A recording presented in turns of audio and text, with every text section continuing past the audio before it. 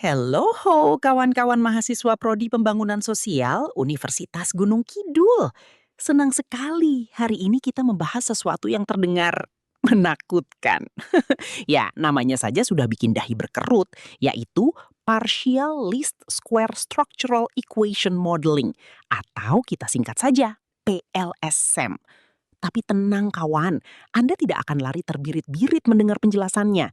Justru sebaliknya, Anda akan merasa seperti baru mendapat kacamata baru. Tiba-tiba dunia desa, dunia kebijakan, dunia pemberdayaan masyarakat itu terlihat jauh lebih jelas dan terukur. Nah, siap ya? Mari kita mulai mempelajarinya. Walau dengan model hipotetis dan data dummy. Baik, mari kita mulai dari sebuah pertanyaan yang sangat mendasar. Bayangkan kita adalah seorang pekerja sosial di Desa Karangduet, Gunung Kidul. Kita melihat bahwa sebagian besar keluarga penerima PKH masih belum keluar dari lingkaran kemiskinan, meskipun bantuan sudah bertahun-tahun diberikan. Lalu muncul pertanyaan besar di benak kita. Mengapa ya, kok mereka belum berhasil keluar dari lingkaran kemiskinannya? Bantuan sudah diberikan bertahun-tahun, tapi mengapa masih miskin? Apakah karena pendidikannya rendah? Karena akses kesehatannya buruk? Karena tidak ada modal usaha? Atau karena ada faktor lain yang tidak terlihat?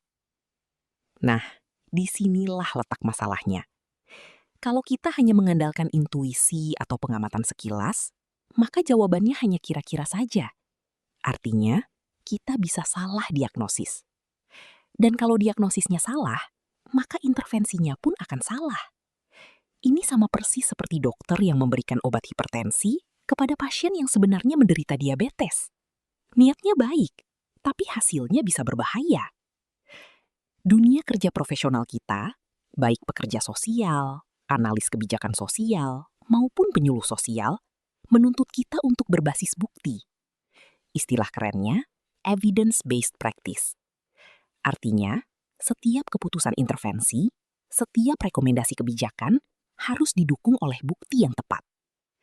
Dan disinilah PLSM masuk sebagai alat bantu kita. PLSM bukan sekedar rumus matematika yang menyiksa. Ia adalah cara berpikir yang terstruktur.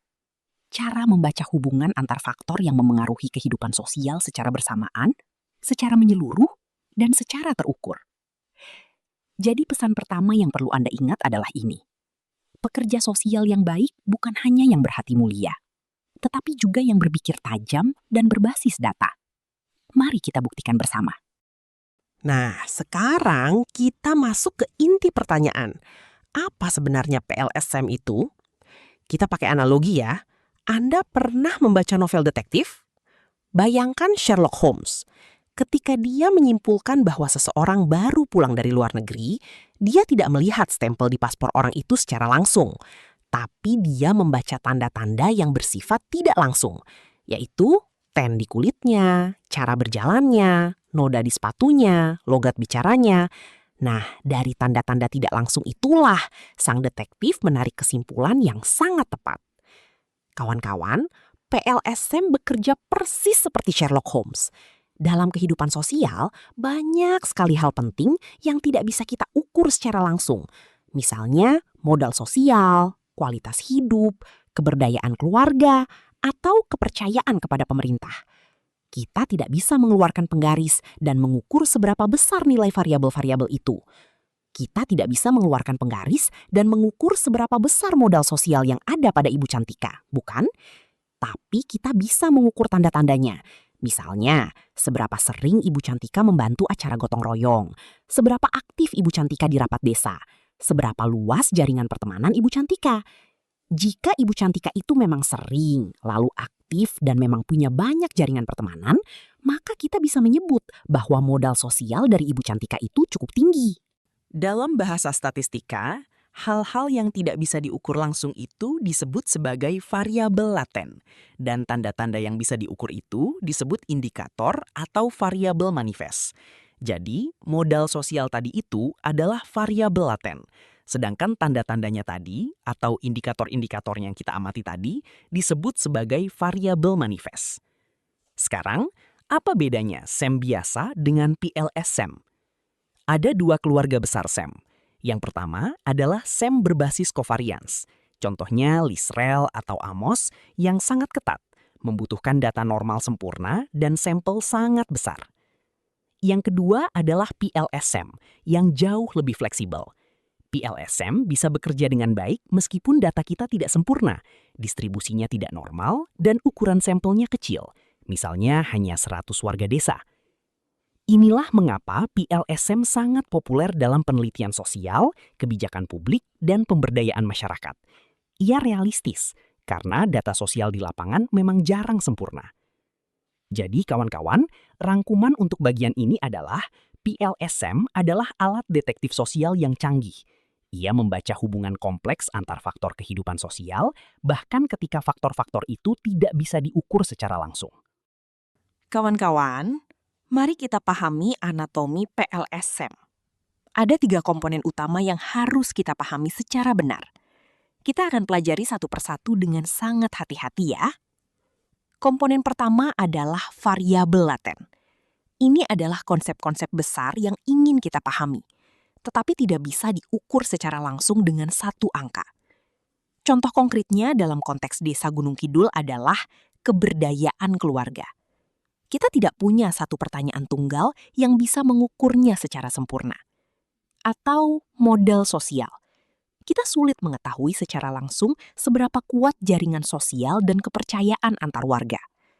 Atau kualitas hidup. Ini konsep yang jauh lebih luas dari sekedar penghasilan per bulan. Kita tidak bisa mengukurnya secara langsung. Komponen kedua adalah variabel manifest atau indikator. Ini adalah pertanyaan-pertanyaan konkret dalam kuesioner yang kita gunakan untuk menangkap variabel laten tadi. Misalnya, untuk mengukur keberdayaan keluarga, kita bisa bertanya, apakah ibu rumah tangga memiliki penghasilan sendiri? Apakah keluarga bisa mengambil keputusan tanpa tekanan pihak luar? Apakah anggota keluarga tahu hak-hak mereka sebagai warga negara? Nah, pertanyaan-pertanyaan inilah yang disebut sebagai indikator yang dapat dipakai untuk mengungkap keberdayaan keluarga. Indikator-indikator ini bisa juga kita sebut sebagai variabel manifest. Kawan-kawan, hubungan antara variabel laten dengan indikatornya ini disebut sebagai model pengukuran atau outer model. Disinilah kita mengecek, apakah indikator-indikator yang kita pakai benar-benar mengukur apa yang ingin kita ukur. Komponen ketiga adalah model struktural. Ini adalah peta besar atau dalam bahasa ilmiahnya inner model yang menggambarkan hubungan sebab akibat antar variabel laten. Misalnya, apakah modal sosial memengaruhi keberdayaan keluarga? Apakah keberdayaan keluarga memengaruhi kualitas hidup? Model struktural inilah yang menjawab pertanyaan-pertanyaan strategis tersebut. Dalam model regresi sederhana atau OLS, model struktural ini adalah persamaan regresi yang menghubungkan variabel dependen dengan variabel independen. Lalu ada 2 angka kunci yang akan sering Anda temui. Pertama, outer loading, yaitu angka yang menunjukkan seberapa kuat sebuah indikator mewakili variabel latennya. Semakin mendekati angka 1, maka semakin baik indikator itu mewakili variabel latennya. Kedua, path coefficient, yaitu angka yang menunjukkan seberapa kuat dan ke arah mana hubungan antar variabel latennya. Jika positif, maka itu artinya searah. Tapi jika negatif, maka artinya berlawanan arah. Bayangkan ini seperti tubuh manusia. Variabel laten itu seperti organ-organ vital, seperti jantung, paru-paru, atau otak. Sedangkan indikator itu seperti gejala-gejala yang bisa kita periksa dari luar. Dan model struktural itu seperti peta sistem peredaran darah yang menghubungkan semua organ tersebut. Mari kita buat semuanya menjadi sangat konkret dengan sebuah model damis. Model rekaan yang kita buat khusus hanya untuk belajar. Ini bukan data nyata, tapi sangat realistis dan mencerminkan kondisi lapangan di Gunung Kidul. Misalnya, Anda adalah tim peneliti dari Prodi PS, Universitas Gunung Kidul. Ditugaskan oleh Dinas Sosial untuk menjawab satu pertanyaan besar, yaitu, faktor apa yang paling kuat mempengaruhi keberdayaan keluarga penerima PKH di Desa Karangduet? Untuk menjawab ini, tim kita menyebar kuesioner kepada 120 kepala keluarga penerima PKH yang tersebar di 6 dusun. Nah, kita mengidentifikasi 4 variabel laten utama. Ingat ya, ada 4 variabel latennya. Yang pertama dan kedua adalah variabel laten eksogen, yaitu variabel penyebab, variabel yang mempengaruhi variabel lain. Variabel eksogen pertama kita adalah modal sosial, yang kita singkat MS. Ini mencakup seberapa aktif warga dalam kegiatan komunitas, seberapa kuat jaringan sosial mereka, dan seberapa tinggi tingkat kepercayaan antar warga.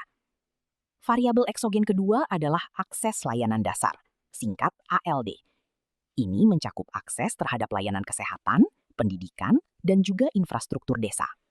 Yang ketiga dan keempat adalah variabel laten endogen, yaitu variabel akibat, variabel yang dipengaruhi oleh variabel lain.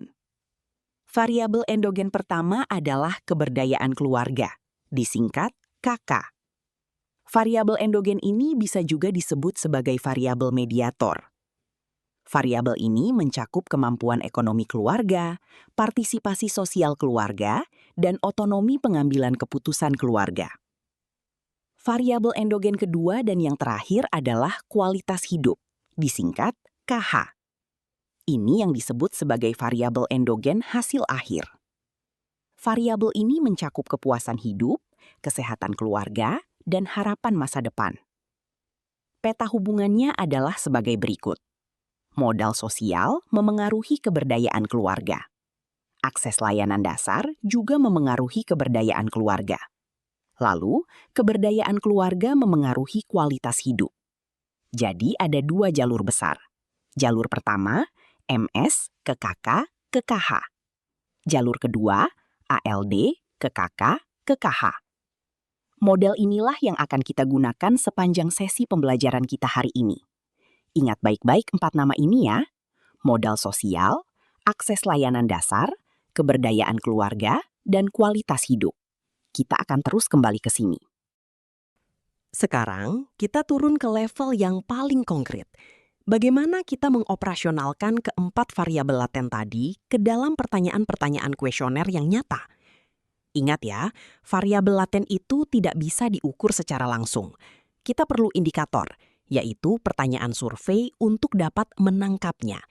Dan dalam model kita, masing-masing variabel laten itu diwakili oleh 3 indikator. Mari kita bahas satu persatu. Untuk modal sosial, kita punya 3 indikator. Indikator MS1 adalah frekuensi keikutsertaan dalam kegiatan gotong royong dalam 1 bulan terakhir. MS2 adalah luas jaringan sosial, yaitu berapa banyak orang di luar keluarga inti yang bisa dimintai pertolongan ketika ada masalah. Sedangkan MS3 adalah tingkat kepercayaan kepada tetangga, yaitu seberapa yakin responden bahwa tetangganya tidak akan menipu atau merugikan mereka. Untuk akses layanan dasar, kita punya 3 indikator. Indikator ALD1 adalah kemudahan mengakses puskesmas atau fasilitas kesehatan terdekat. ALD2 adalah jarak dan kemudahan menjangkau sekolah untuk anak-anak.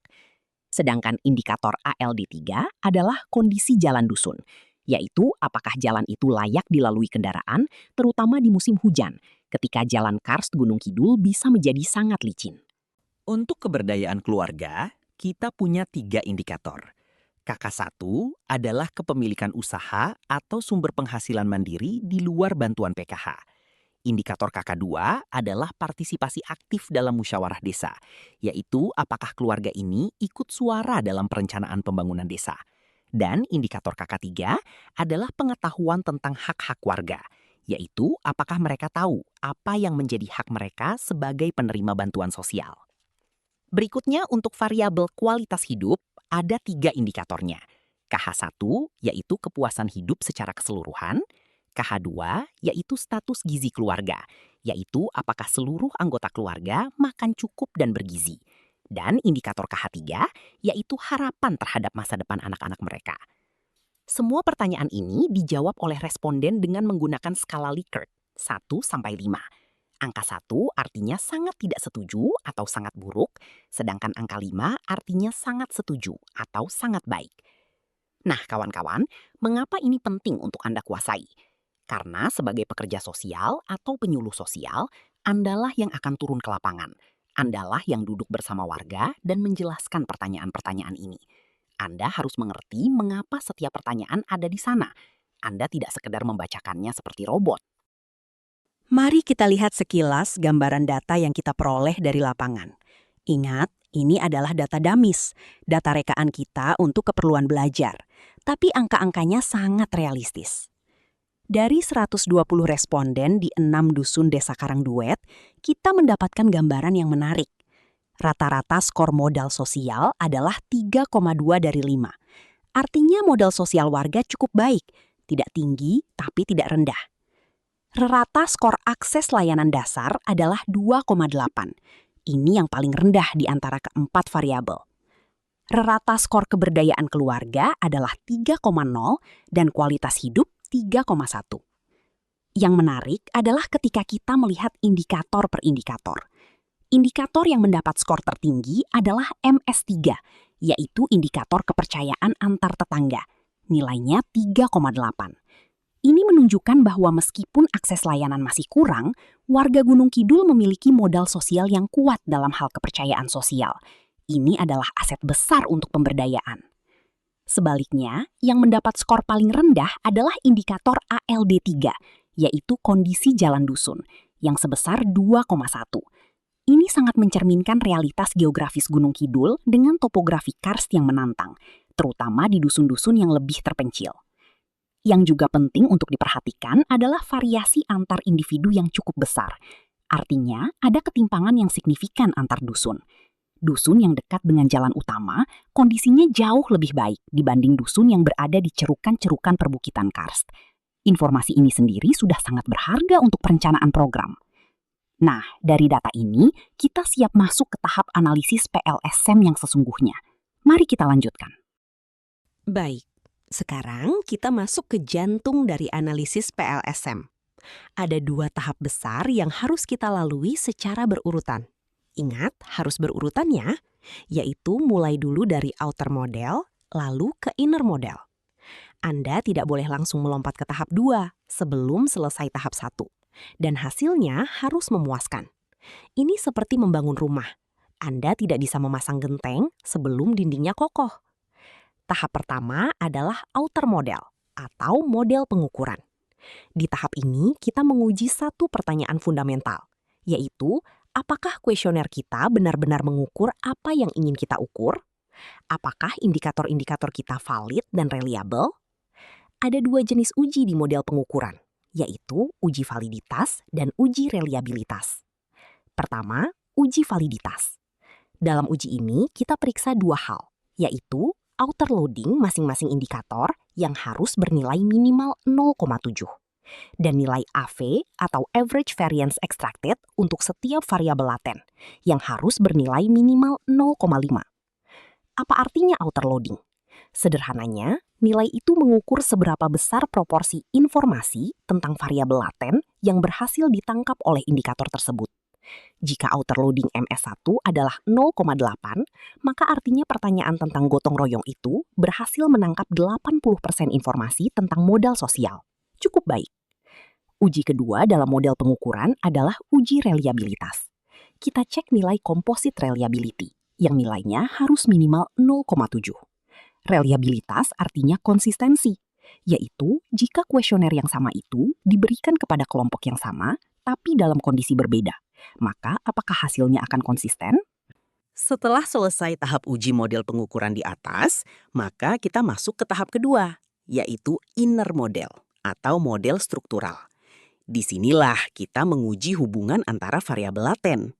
Jadi, baru di sini kita menjawab pertanyaan utama dari penelitian kita, yaitu seberapa kuat modal sosial memengaruhi keberdayaan keluarga, juga seberapa kuat akses layanan dasar memengaruhi keberdayaan keluarga. Lalu kemudian seberapa besar keberdayaan keluarga menjelaskan kualitas hidup.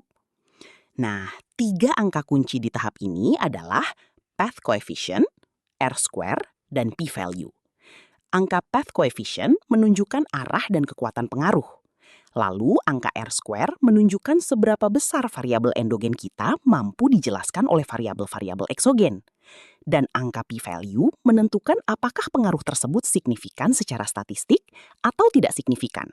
hanya kebetulan belaka. Kita akan bahas masing-masing dengan angka konkret di slide-slide berikutnya ya. Sekarang, mari kita lihat hasil outer model dari data damis kita. Saya akan bacakan dan jelaskan satu persatu dengan sabar. Untuk modal sosial, ketiga indikatornya mendapat hasil yang bagus. MS1 yang mengukur frekuensi gotong royong, outer loading-nya bernilai 0,78. MS2 yang mengukur luas jaringan sosial bernilai 0,81.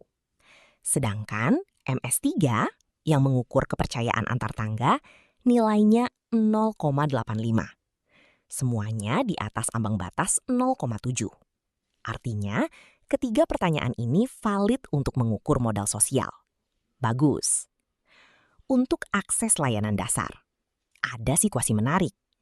Indikator ALD1 bernilai 0,76, ALD2 bernilai 0,72. Keduanya valid. Tapi indikator ALD3 yang mengukur kondisi jalan hanya 0,68. Ini marginal. Nilai ALD3 masih di bawah ambang batas ideal 0,7. Lalu, apa yang harus kita lakukan? Ada dua pilihan. Kita mempertahankannya atau kita revisi pertanyaannya agar lebih tepat sasaran. Dalam penelitian nyata, keputusan ini harus dipertimbangkan dengan matang dan dijelaskan dalam laporan. Di sini, kita misalkan, kita mempertahankan indikator ALD3 itu dengan catatan khusus, yaitu karena nilainya tidak terlalu jauh dari batas minimalnya, dan juga karena indikator ALD3 itu memiliki relevansi kontekstual yang sangat kuat di Gunung Kidul. Berikutnya, untuk variabel laten yang bernama keberdayaan keluarga dan kualitas hidup, semua indikatornya sangat memuaskan. KH1 bahkan mencapai 0,88, tertinggi dalam model kita. Ini menunjukkan bahwa pertanyaan tentang kepuasan hidup secara keseluruhan adalah penangkap terkuat untuk konstruk kualitas hidup. Artinya, saat seseorang memiliki kepuasan hidup tinggi, maka kualitas hidupnya juga tinggi. Dan kabar baiknya, nilai AV semua konstruk berada di atas 0,5. Dan nilai composite reliability dari semua konstruk berada di atas 0,7. Artinya, secara keseluruhan, kuesioner kita valid dan reliable. Nah, kawan-kawan, hal seperti ini penting sekali untuk dipahami oleh seorang analis kebijakan, pekerja sosial, dan penyuluh sosial. Sebelum Anda berani menyimpulkan bahwa modal sosial memengaruhi keberdayaan, maka Anda harus terlebih dahulu membuktikan bahwa Anda benar-benar mengukur modal sosial dengan benar. Tanpa validasi outer model, maka seluruh kesimpulan inner model menjadi tidak bisa dipercaya. Karena itu, analisis PLSM itu memang dua tahap yang harus berurutan, mulai dari outer model, lalu kemudian ke inner model. Nah, kawan-kawan, inilah momen yang paling ditunggu-tunggu, yaitu mengungkap hasil inner model. Kita ingin tahu jawaban atas pertanyaan besar ini. Apa yang benar-benar memengaruhi keberdayaan keluarga dan kualitas hidup warga Desa Karangduet? Mari saya bacakan hasilnya satu persatu dan saya jelaskan maknanya dalam bahasa yang sangat sederhana. Jalur pertama, yaitu modal sosial memengaruhi keberdayaan keluarga.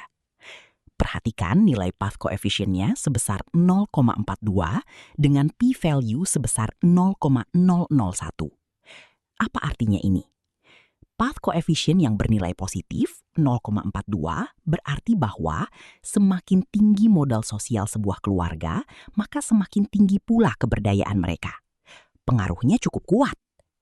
Dan nilai p-value yang sebesar 0,001 jauh di bawah ambang batas 0,05. Artinya pengaruh ini signifikan secara statistik, bukan kebetulan. Jalur kedua, yaitu akses layanan dasar memengaruhi keberdayaan keluarga. Nilai path coefficient-nya sebesar 0,31 dan p-value sebesar 0,008.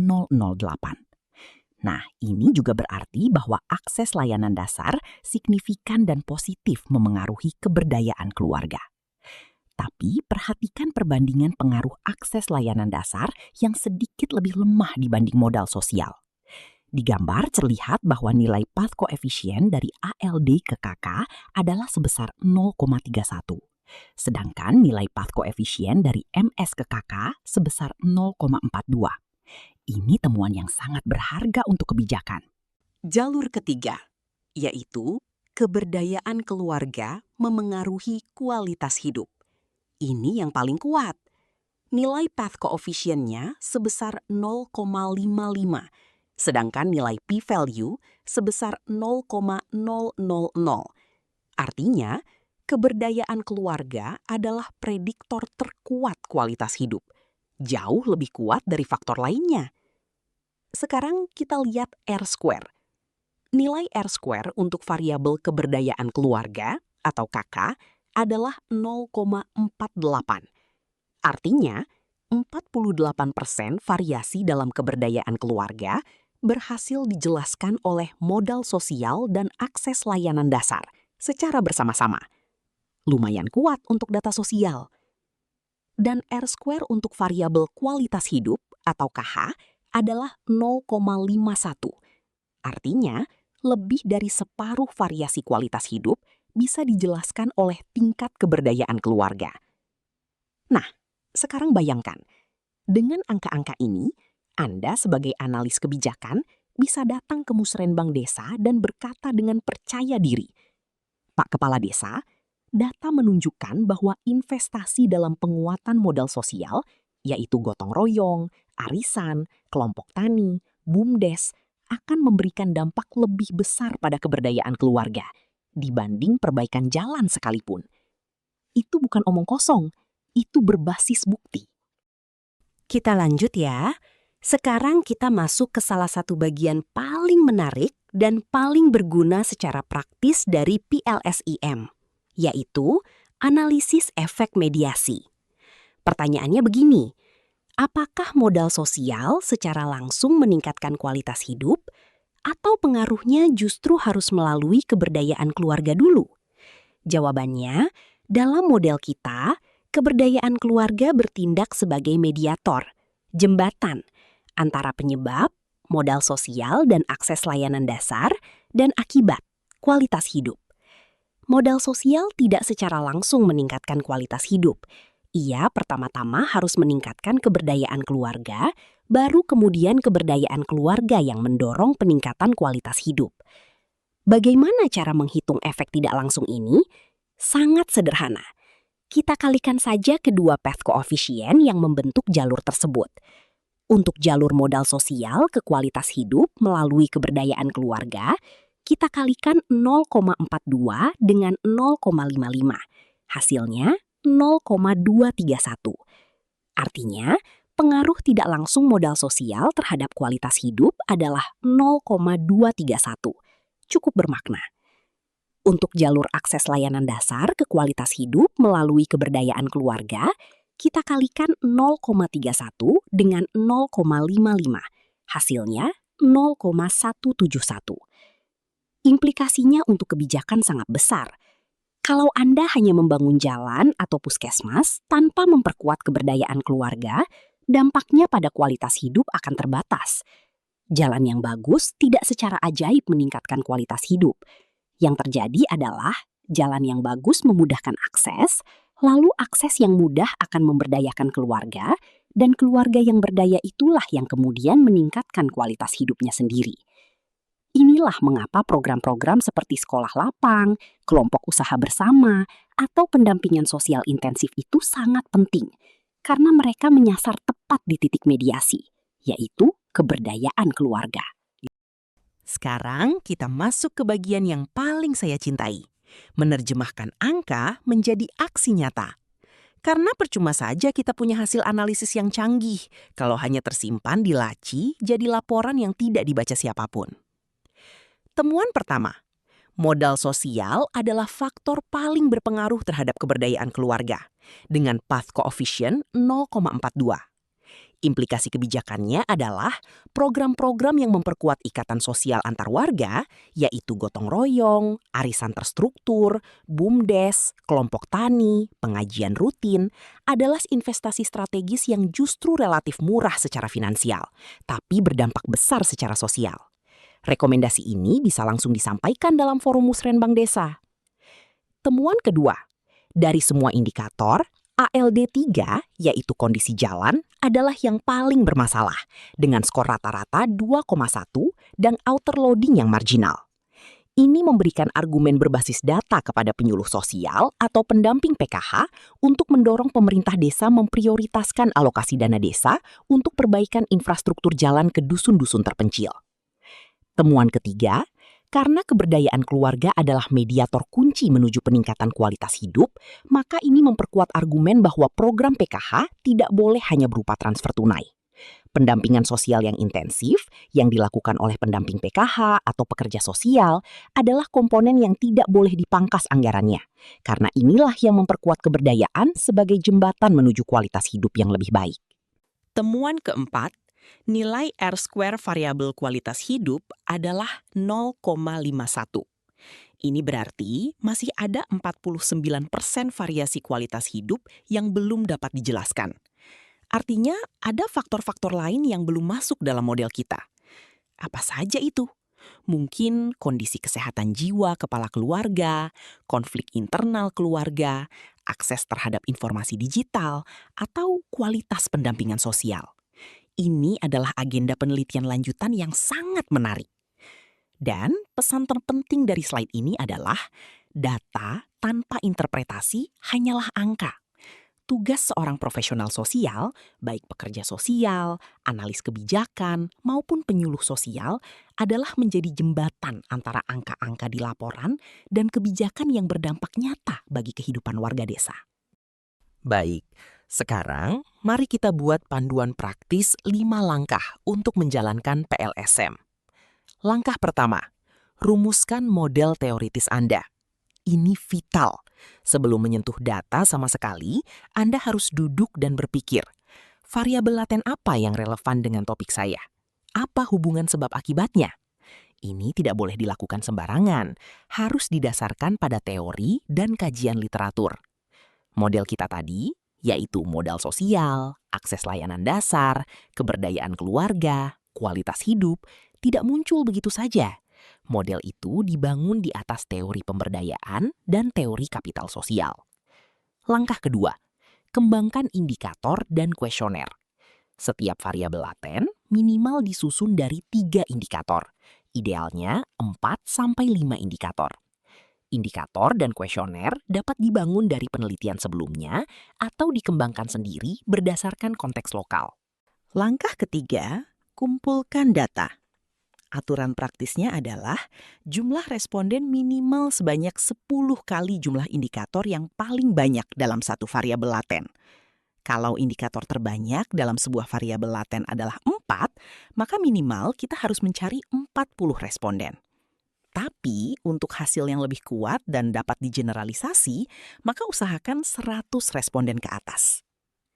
Langkah keempat, gunakan Smart PLS. Ini adalah software yang paling populer untuk PLSM. Antarmukanya relatif ramah pengguna dan tersedia versi gratis untuk keperluan akademik.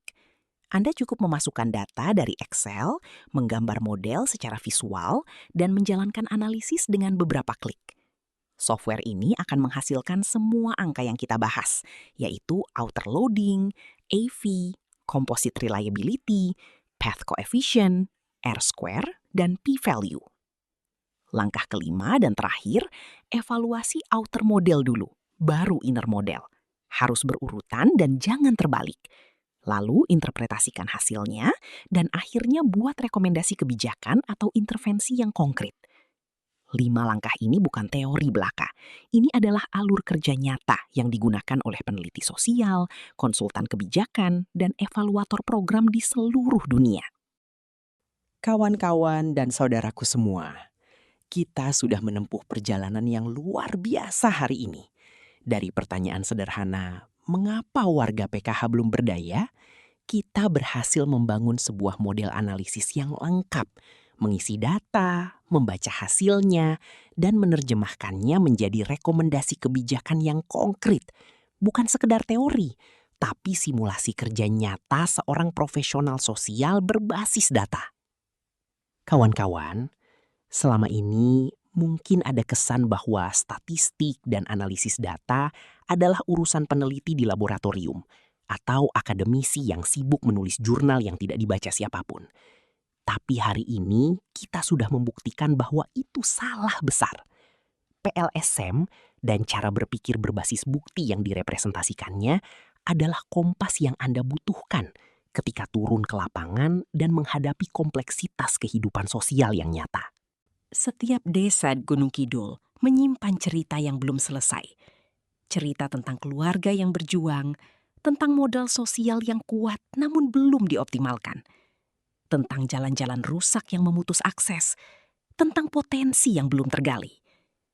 Data ada di sana, di setiap kuesioner, di setiap formulir DTKS, di setiap catatan kunjungan rumah. Tugas Anda sebagai pekerja sosial, sebagai analis kebijakan, sebagai penyuluh sosial, adalah mengubah cerita yang tersebar itu menjadi pengetahuan yang terstruktur. Dan pengetahuan yang terstruktur itu menjadi intervensi yang tepat sasaran. Dan intervensi yang tepat sasaran itu menjadi perubahan nyata dalam kehidupan warga. Mulailah dari yang sederhana. Satu desa, satu pertanyaan penelitian, satu model PLSM. Itu cukup untuk memulai. Jangan tunggu sempurna, mulailah dengan berani. Dan ingatlah ini, Anda bukan sekedar mahasiswa semester awal yang sedang belajar statistik. Anda adalah calon-calon arsitek perubahan sosial Gunung Kidul, bahkan Indonesia. Ilmu yang Anda kuasai hari ini, data yang Anda analisis esok hari, rekomendasi yang Anda sampaikan di Musrenbang Desa lusa hari, semua itu adalah batu bata yang membangun fondasi kesejahteraan sosial yang lebih adil dan lebih bermartabat. Selamat belajar, selamat berjuang, dan sampai